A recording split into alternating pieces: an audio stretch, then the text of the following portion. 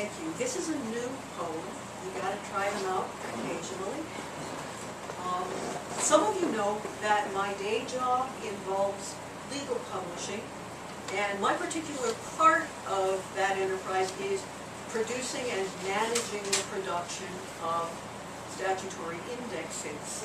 To do that, I work with a lot of freelance indexers. You may be interested to know that the New York City chapter of the American Society of Indexers is the biggest and most active one in the country. So I know a lot of New York indexers But too. everyone who tries to get a seat in my cafe knows this too. Okay.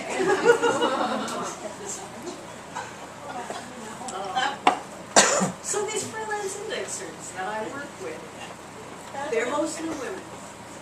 They do their work mostly from their homes. It's all computerized now, but it didn't used to be.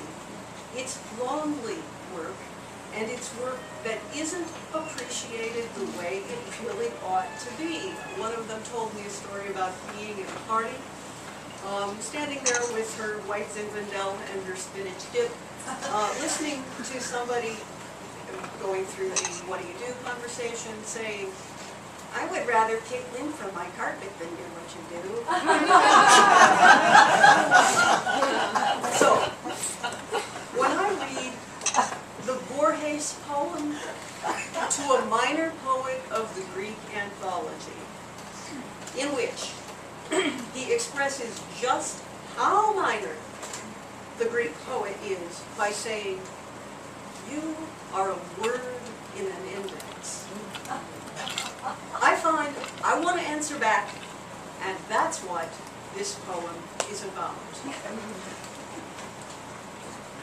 The indexers talk back to Borges. In the rapt evenings that turned too soon to night, we have sat in ancient days at dining room tables with index cards, with old shoe boxes, with galleys. Listen, Jorge Luis, we mean to unsay you. That poet you mourn as though his only memorial were dust, his verses flaked into vellum fragments. We, with our slips of paper, blue pencils, typewriters, have set him as carefully down in a slender column to a page crammed with a 6-point typeface as a name in granite cut by a carver's chisel.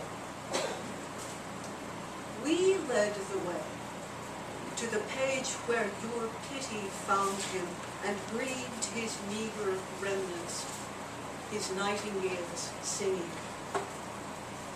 Mark this. Mark chiefly this, Jorge. You found him because of us, and our care, and our quiet sorting, with the light leaning across our kitchen counters through winter evenings, or in the blinds of summer on mornings when Cardinal's song was a pour of hunger. We have marked his place forever.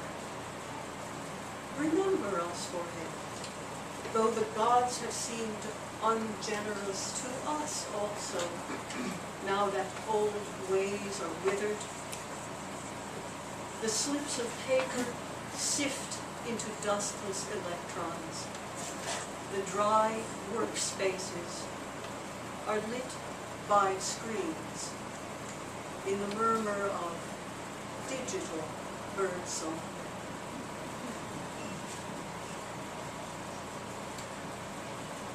A poem like that one that converses with other literature gives me a good segue into this next one, which is about the academic career that I ended up never having, despite finishing a doctorate in medieval literature. And will escape. I kind of think so. Lately.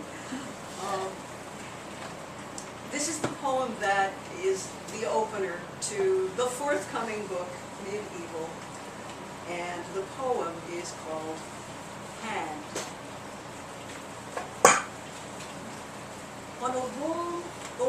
table in a formal room in rare books on the library's 7th floor is the 15th century manuscript, Middle English, from which I mean to wring another paper.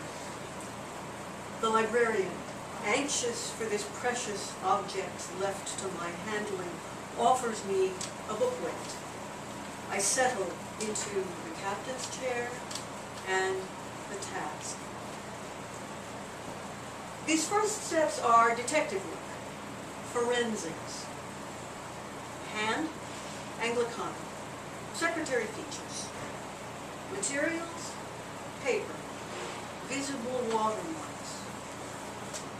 Though faded, the pen strokes have the ebb and flow of a moving quill tip in a moving hand.